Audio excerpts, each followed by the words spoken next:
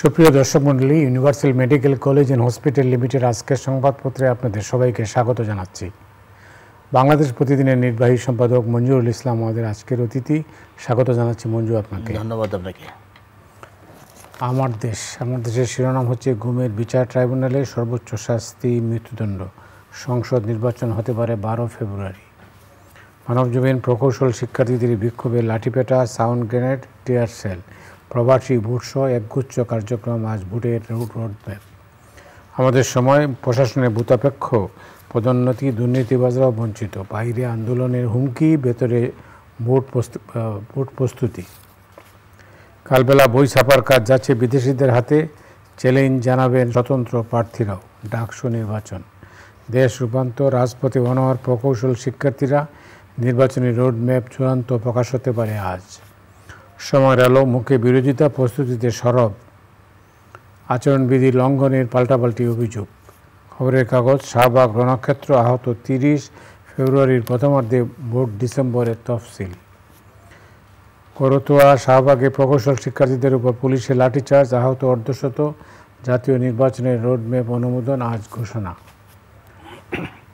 শাহবাগে প্রকৌশল বিশ্ববিদ্যালয়ের যারা এই শিক্ষার্থী বা প্রকৌশল শিক্ষার্থীরা যেভাবে আন্দোলন করেছে সারাদিন, তারা এখনও অনড় বলা হচ্ছে, কাগজগুলোতে এইভাবে বলা হয়েছে।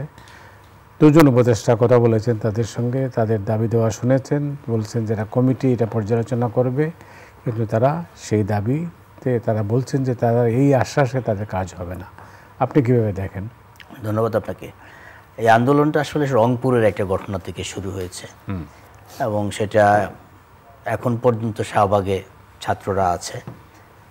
আর উপদেষ্টাদের সাথে 7 সদস্যের কমিটি, কিন্তু 2জন উপদেষ্টার সাথে বৈঠক হয়েছে এবং বৈঠকটা বলা যায় যে জাস্ট আলোচনা, বৈঠকটা তেমন কিছু হয় নাই। এবং আগামীকাল হয়তো পুরো কমিটি ওইটা বসে হয়তো এটা সিদ্ধান্ত নেবে। তবে আন্দোলনটা যখন শাহবাগে দানা বাঁধছিল, যখন এই হচ্ছিলো, এটা আসলে ওই অবস্থাতেই কিন্তু বুয়েটের ভিসি এবং অন্যান্য যারা আছে সবাইকে নিয়ে বসলে কিন্তু দিনের মধ্যে এই প্রবলেমটা সলভ করা যেত। কিন্তু এখন যেই পর্যায়ে চলে গেছে সেটা হলো একদম কন্ট্রোলের বাইরে চলে গেছে। তো এই যে কন্ট্রোলের বাইরে চলে গেল, শাহবাগ কেন্দ্রিক, যমুনা ঘেরাও কেন্দ্রিক যে আন্দোলন, এই আন্দোলন তো আসলে থামবে না। এক এক সময় এক একটা গ্রুপ এক একটা দাবি দেওয়া নিয়ে নামবে, শাহবাগে আসলে রাস্তা ব্লক করবে, এরকম আন্দোলন করবে। এটা আসলে আমাদের এখন একটা কালচারে পরিণত হয়ে গেছে। এটা কারণ কি, কেন হলো এটা? মনে হচ্ছে যে এই আন্দোলন করলেই দাবি দেওয়া পূর্ণ হয়। আর এখন তো যে সমস্যাটা হলো সেটা হলো যে এমন কোনো দিন নাই যে ঢাকা শহরে ব্লকেট না হচ্ছে। ইভেন শুক্র শনিবারও ব্লকেট হচ্ছে। শুক্র শনিবার রাস্তাঘাট বন্ধ করে দিচ্ছে। যমুনা এবং কিছু অংশ সভা সমাবেশ করা যাবে না এবং এরকম ডিএমপির একটা নোটিশও কিন্তু আছে, নিষেধাজ্ঞাও আছে, এটা করা যাবে না। কিন্তু তারপরেও কেউ কিছু মানছে না। না মানার প্র্যাকটিসটা খুব বেশি হয়ে গেছে। কিন্তু না মানার প্র্যাকটিসের বেশি, এটা কি এক ধরনের প্রশাসনিক দুর্বলতা? প্রশাসনিক দুর্বলতা অবশ্যই। একটা হলো প্রশাসনিক দুর্বলতা, আরেকটা হলো সবাই মনে করতেছে যে এখনই তো সুযোগ, এখনই যা ইচ্ছে তা করা যায়। রাস্তা বন্ধ করা যায়, গাড়ি বন্ধ করা যায়, অ্যাম্বুলেন্স বন্ধ করা যায়, 2-4 জন মানুষ রাস্তার মধ্যে দাঁড়ায় যা ইচ্ছা তা করা যায়। এর জন্য কারো কাছে কোনো জবাব দিতে নাই। জবাব দিতে শাহবাগে কিন্তু 2টা হসপিটাল, দীর্ঘদিন এই প্র্যাকটিসেই চলে আসছে। এই হসপিটালের হাজার হাজার রোগী থাকেন, আসেন যারা, তাদের ব্যাপারটা তো কেউ আমলই নেন না। এখন তো কারো ব্যাপারেই কোনো কিছু আমলে নেন না। কয়েকদিন আগে, গত সপ্তাহেই তো একটা অ্যাম্বুলেন্সের মধ্যে একটা বাচ্চা মারা গেল, মানে এরকম ব্লকেটের কারণে। এই যে বাচ্চাটা মারা গেল, এটার জন্য এখন পর্যন্ত আমি দেখলাম না যে যাদের কারণে বাচ্চাটা মারা গেল, যে আন্দোলনের কারণে, তাদের পক্ষ থেকে কেউ অন্তত এটা দুঃখ প্রকাশ করলো যে আমাদের আন্দোলনের কারণে একটা বাচ্চা মারা গেল অ্যাম্বুলেন্সের মধ্যে। সেই মানবিক আচরণটাও কিন্তু এখন আর নাই। মানুষের মধ্যে একটা অসহিষ্ণু ভাব চলে আসছে। সবাই কেমন জানি যার যার স্বার্থের বাইরে কেউ যেতে পারছে না।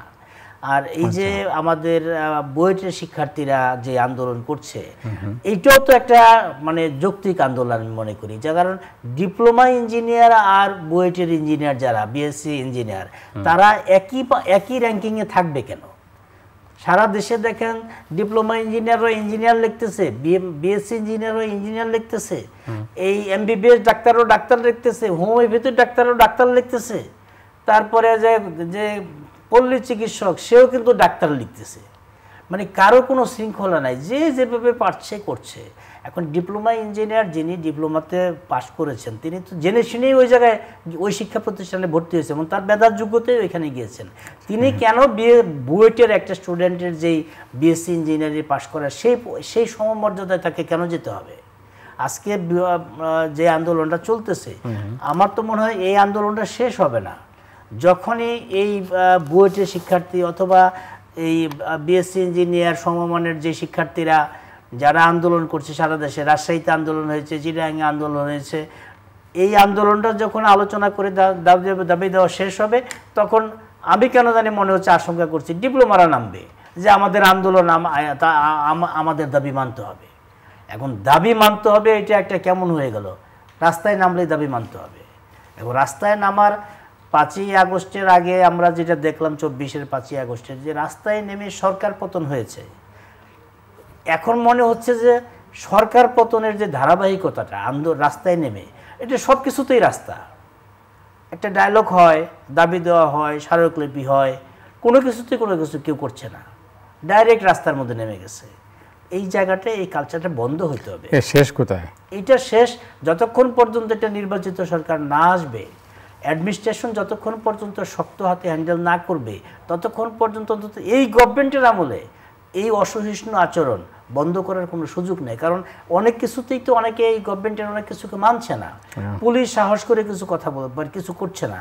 এই যে আজকে পুলিশের একটা অ্যাকশন হলো, এই পুলিশের অ্যাকশনটা পুলিশ করতে বাধ্য হয়েছে এবং এখন দাবি কি এই পুলিশকে বাদ দিতে হবে, এইখান থেকে যারা এটা করেছে তাদেরকে বরখাস্ত করতে হবে, দুঃখ প্রকাশ করতে হবে। দুঃখ প্রকাশ করেছে, দুঃখ প্রকাশ করতে। পুলিশ কমিশনার সাহেব গিয়েছিলেন কথা বলার জন্য, পুলিশ কমিশনার বক্তব্য রাখার সময়ের মধ্যে ভুয়া চিৎকার করে ওইখান থেকে ওনাকে সরিয়ে দেওয়া হলো। কিন্তু আমরা তো বুয়েটের মতো শিক্ষা প্রতিষ্ঠানের শিক্ষার্থীদের কাছ থেকে এই আচরণ আশা করতে পারি না।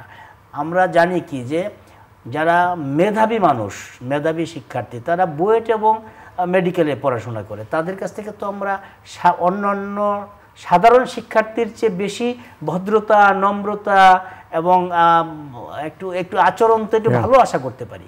কিন্তু তারা পুলিশ কমিশনারকে যেভাবে বেইজ্জতি করলেন, হ্যাঁ হতে পারে যে তাদের শিক্ষার্থীর উপর হামলা হয়েছে, তারা বিক্ষুব্ধ হবেই, কিন্তু বিক্ষুব্ধ হলে যে বিক্ষুব্ধ হওয়ার আচরণ তো এরকম হতে পারে না।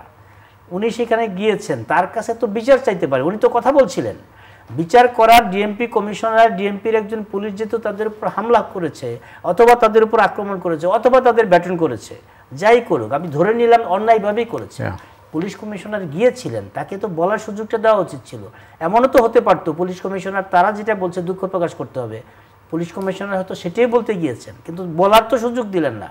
এই লোকটাকে যে ভুয়া বলে রীতিমতো একটা অসম্মানজনক অবস্থা এখান থেকে চলে আসেন। একটা ভদ্রলোক সাজ্জাদ সাহেব অসম্ভব একজন ভদ্রলোক মানুষ, সে কখনোই তার চাকরি জীবনে হোক এখনো মানুষকে কখনো হার্ট করে না, তাকে মনে হয় না যে সে পুলিশ কমিশনার ওইরকম মানে মানুষকে হার্ট করার মতো, মানুষের উপর অন্যায় করার মতো কোনো কিছু করে। এই জায়গাটায় অন্তত এই আচরণটা আশা করা যায় না। এটা সারা দেশের মিডিয়াগুলোতে, বিশেষ করে ইলেকট্রনিক মিডিয়া, ইউটিউব, বিভিন্ন ফেসবুকে এটা চলছে, কিন্তু এটা খুব অসম্মানজনক একটা মানুষের জন্য। ধন্যবাদ আপনাকে।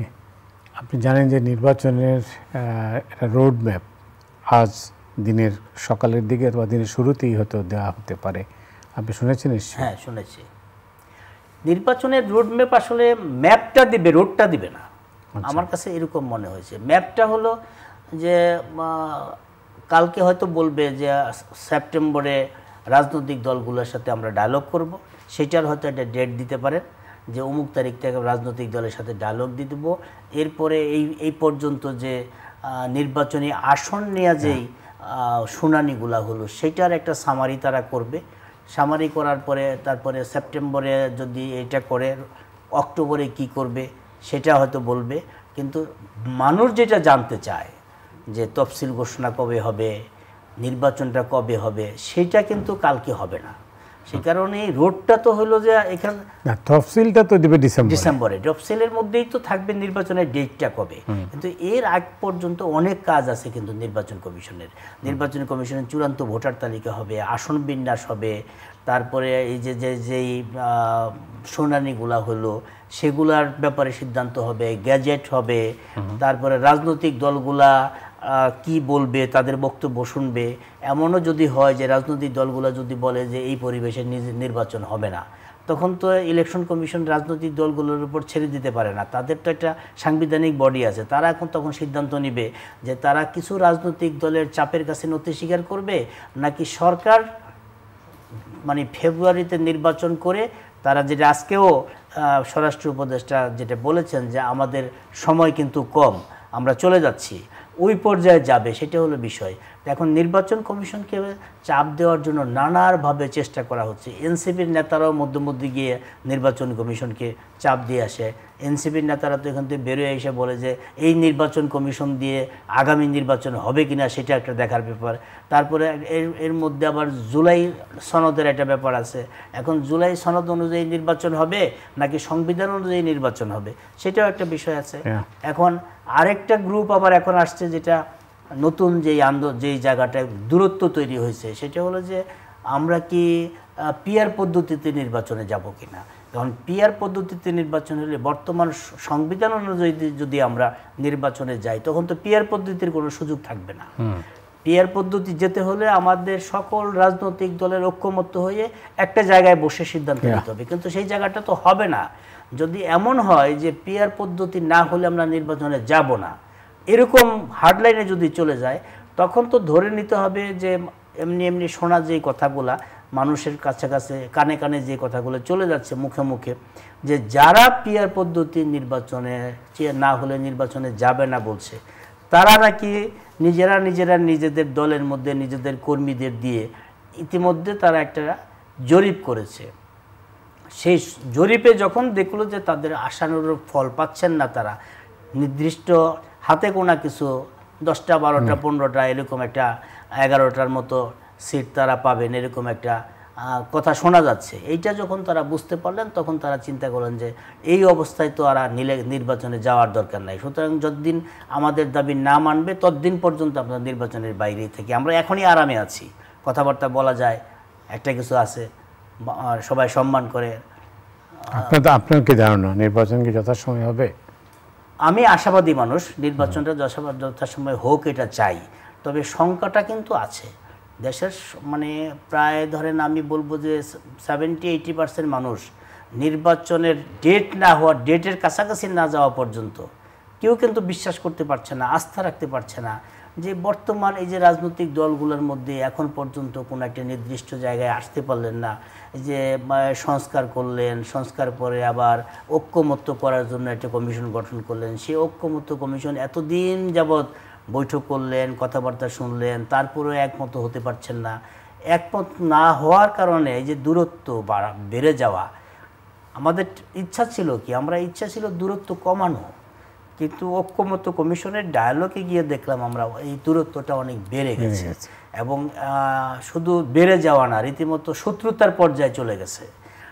রাজনীতিতে, বাংলাদেশের রাজনীতিতে আমরা দেখেছি যে, আমরা শুনেছি সিনিয়র রাজনীতিবিদ যারা ছিলেন আমাদের আগে, আমরা তখন দেখেছি যে সব পলিটিশিয়ান দিনের বেলা একজন আরেকজনের বিরুদ্ধে বক্তৃতা করতেছে, সন্ধ্যার সময় আবার সবাই একসাথে বসে এক মঞ্চে বসে এক জায়গায় বসে গল্প করছে। এখন তো সেই অবস্থা, সেই প্র্যাকটিসটা নাই, পারস্পরিক শ্রদ্ধাবোধ নাই, সহনশীল অবস্থাও নাই। আর বর্তমান প্রেক্ষিতে মনে হচ্ছে যে এত রাজনৈতিক দল বাংলাদেশে এখন জন্ম নিয়েছে, এখন সবাই ক্ষমতায় যেতে চায়। যাদের রেজিস্ট্রেশন হয় নাই তারাও ক্ষমতায় যেতে চায়, যাদের রেজিস্ট্রেশন আছে তারাও ক্ষমতায় যেতে চায়।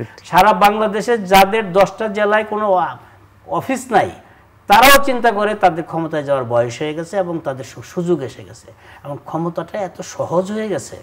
এই সহজলভ্য ক্ষমতা নির্বাচন দিয়ে আসলে সবার প্রমাণ করা উচিত জনগণ কাকে পছন্দ করে, জনগণের ভালোবাসাটা কার কাছে, কাকে জনগণ পছন্দ করে, সেই ভালোবাসার পরীক্ষাটা নির্বাচনের মাধ্যমে দেওয়া উচিত। এবার আসি আরেক নির্বাচন, ডাকসু। কি মনে হচ্ছে ডাকসু নির্বাচনটা যতটা আমরা আশা করছিলাম বা আশঙ্কা করছিলাম যে এটা খারাপ কিছু হবে এবং ছাত্র রাজনীতি করতে গিয়ে মারামারি হবে, এখানে ডাকসু নির্বাচনটা হবে না, তো এখন পর্যন্ত যথেষ্ট একটু সহনশীল অবস্থা আছে এবং আগের তুলনায় যত দিন যাচ্ছে পারস্পরিক যারা প্রার্থী তাদের মধ্যে একটু সুন্দর পরিবেশ দেখা যাচ্ছে। মধ্যে মধ্যে যেমন এই যে স্বতন্ত্র প্রার্থী একজন জালাল না জামাল, জালাল, হ্যাঁ জেলখানায়, এই যে তার রুমমেটকে হত্যার চেষ্টা, এটা তো একজন দায়িত্বশীল ছাত্র অথবা একজন মানুষের ইতিপূর্বে আর কখনো শোনা যায় আর কখনো হয় নাই। তো যাদের রুমমেটের প্রতি সহনশীলতা থাকতে পারে না তারা নেতা হবে কিভাবে? এবং এই যে এইটার মূল কারণ হলো যে প্রত্যেকেই যার যার জায়গায় কেউ দায়িত্বশীল না, এবং আমি এই কাজটা করতে পারি কিনা বা আমার দ্বারা এই কাজটা করা উচিত কিনা এই চিন্তাটা কেউ করছে না। ডাকসুতে একজন ভিপি প্রার্থী, তার তো প্রার্থী হওয়ার পরে তার সেই নিজের মধ্যে নিজের যে শক্তি, নিজের ভিতরের যে শক্তি, নিজের যে পার্সোনালিটি, এটা তো এমনিতেই বেড়ে যায়। বাড়া উচিত। হ্যাঁ, ডাকসু নির্বাচনের একজন ভিপি প্রার্থী, সেটা সাংঘাতিক ব্যাপার। কিন্তু তো সেই জায়গাটায় এখন কি অবস্থাটা হলো, তাকে এখন জেল খেটতে হলো। তো সেই একটু অপ্রীতিকর ঘটনা ঘটেছে। আর অন্য যারা আছে আমরা প্রত্যেক দিনই দেখি যে প্রত্যেক প্রার্থী প্রত্যেকের সাথে হ্যান্ডশেক করতেছে এবং প্রতিদ্বন্দ্বী প্রার্থীর সাথে তারা কোলাকুলি করতেছে, কুশল বিনিময় করতেছে। এখন পর্যন্ত এই পরিবেশ আছে এবং এইবারই প্রথম ডাকসুর এই মানে ঢাকা বিশ্ববিদ্যালয়ের ছাত্র সংসদ নির্বাচনের যে সেনাবাহিনী থাকবে, এটা কিন্তু একটা নতুন বিষয়। সেনাবাহিনী থাকার আমি কেন জানি মনে হচ্ছে যে যদি শান্তিপূর্ণ নির্বাচন হয়, যে এখন পর্যন্ত যেই পরিবেশ, এই পরিবেশে যদি শান্তিপূর্ণ নির্বাচন হয় তবে সেনাবাহিনী স্ট্রাইকিং ফোর্স হিসাবে থাকবে, কিন্তু সেনাবাহিনীকে নিয়ে যাতে কোনো রকম অপ্রীতিকর ঘটনা না ঘটে, যেটা আমরা অতীতে আমরা দেখেছি। ইউনিভার্সিটির খেলার মাঠের ঘটনা আমরা দেখেছি, 1/11-এর সময়ের ঘটনা আমাদের অভিজ্ঞতার সামনে আছে। তো সেনাবাহিনীকে যাতে আমরা বিব্রত অবস্থায় না ফেলি। সেনাবাহিনী আমাদের দেশের একটা সম্পদ, আমাদের একটা জাতীয় সম্পদ, আমাদের জাতীয় সম্পদ, আমাদের গর্ব, এবং এই গর্বের জায়গাটা যেন আমরা রাস্তায় নেমে তাদেরকে বিব্রত না করি। একটা নির্বাচনকে কেন্দ্র করে ঢাকা বিশ্ববিদ্যালয়ের মতো একটা প্রতিষ্ঠানের নির্বাচনকে কেন্দ্র করে সেনাবাহিনী যদি কোনো কোশ্চেনের মধ্যে পড়ে বিব্রত হয় অথবা বিব্রতকর প্রতিষ্ঠানের মধ্যে পড়ে, এটা আমাদের জন্য লজ্জার কারণ হবে। ধন্যবাদ। আপনি জানেন যে বই ছাপা হয় বাংলাদেশে, হতো আগে, কিন্তু গত কয়েক বছর যাবৎ বিদেশে বই ছাপা হয়। এবার দেখা যাচ্ছে যে আবার ওই বিদেশিদের হাতে দেওয়া হচ্ছে। এটার কারণ কি? এটার কারণ হলো যারা বই ছাপার কাজটা ওই জায়গায় করে এনসিপিটিতে, সেই জায়গাটায় লোকের তো খুব বেশি পরিবর্তন হয় নাই, সিস্টেমেরও পরিবর্তন হয় না, খালি মাথা চেঞ্জ হয়েছে। হ্যাঁ, খালি আমরা আন্দোলন করে একটা মানে রিজমকে পরিবর্তন করেছি আর কিছু কিছু জায়গায় মাথা পরিবর্তন করেছি, কিন্তু নিচে তো সব ঠিক আছে। এখন সিস্টেম যদি ঠিক থাকে আপনি এটা করবেন কীভাবে? বাংলাদেশে এখন প্রিন্টিংয়ের যে প্রযুক্তি অনেক বেশি উন্নত প্রযুক্তি। বাংলাদেশের বই ছাপার থেকে শুরু করে অনেক বড় বড় কাজ, বহু প্রেস করার সক্ষমতা আছে। সেই জায়গাটা না করে আমরা বাইরে দিচ্ছি। গত 15 বছরের মধ্যে যারা শিক্ষামন্ত্রী ছিলেন তারা মনে হচ্ছে যে বিদেশের প্রতি তাদের দরদ এবং ভালোবাসা এত বেশি ছিল যে এই ভালোবাসা তারা ভুলতে পারে নাই। সেই ভালোবাসার তো প্রতিদান দিতে হবে। এবং বিদেশ থেকে বইগুলো ছেপে আসার পরে ওই বইগুলোর মধ্যে এত বেশি ভুল ছিল, এত বেশি নিম্নমানের কাগজ ছিল, যেটা দেখা গেছে যে একজন শিক্ষার্থী 6 মাসের মধ্যে বইটা ছিঁড়ে যেত। তাকে আবার নতুন করে যে এই বইটা সে কিনতে পাবে সেই ব্যবস্থাটাও কিন্তু ছিল না, কারণ এই বইগুলা বাজারে বিক্রি হতো না। তো এরকম একটা সমস্যার মধ্যে নতুন করে সেই ভূত, সেই সিস্টেম যদি থেকে যায় তখন সিস্টেমের বাইরে তো কিছু হবে না, যাবেও না। এখন দেখার ব্যাপার হলো যে আগে তো একটা গোষ্ঠী সিস্টেম চালাতো, এখন নতুন ব্যবস্থাপনায় কোন গোষ্ঠী এই সিস্টেমের মধ্যে ঢুকে গেছে। কারণ এখন সব জায়গায় দেখা যাচ্ছে যেখানে যেখানে লাভ আছে সেখানেই সিস্টেম ঢুকে যাচ্ছে। এখন এটার একটা আমাদের অনুসন্ধানী প্রতিবেদনের বা অনুসন্ধানী সাংবাদিকতার একটা সুযোগ তৈরি হবে যে এই জায়গায় সিস্টেমের মধ্যে এখন কারা ঢুকে গেছে, এখন এটা দেখার ব্যাপার আর কি। একটা খবর আসছে বগুড়ার থেকে, বগুড়া পুলিশের ঘুম ঘরে মুজাহিদুলের 17 দিন। ঘুম তো মানে এখন পর্যন্ত বন্ধ ওইভাবে হয়নি। এখন গুম যখন শুরু হয়, গুমের তো ধরেন নানা রকম গুম হয়েছে, নানা এজেন্সি গুম করেছে, পুলিশ গুম করেছে এবং গোয়েন্দা সংস্থাগুলো গুম করেছে, আবার দেখা গেল রাজনৈতিক নেতারাও কিন্তু গুম করেছে, যার যার সুবিধা মতো গুম করেছে, সন্ত্রাসীরা গুম করেছে। এখন গুমের তো একটা কালচার তৈরি হয়ে গেছে। এখন ইচ্ছা করলে এই কালচার রাতারাতি দূর হবে না, এবং এইটা যেটা ঘটেছে এটা আসলে দৃষ্টান্তমূলক সাজা হওয়া উচিত। কারণ একটা সিস্টেম যখন আমরা গুম নিয়ে আয়না ঘর নিয়ে যখন এটা নিয়ে তো একটা বড় ধরনের কাজ হচ্ছে, হ্যাঁ এত কিছু হলো, তারপরেও যখন গুম হয়, তার মানে যে মানুষটা গুম করলো বগুড়াতে সে কত সাহসী এবং তার কত বড় ক্ষমতা।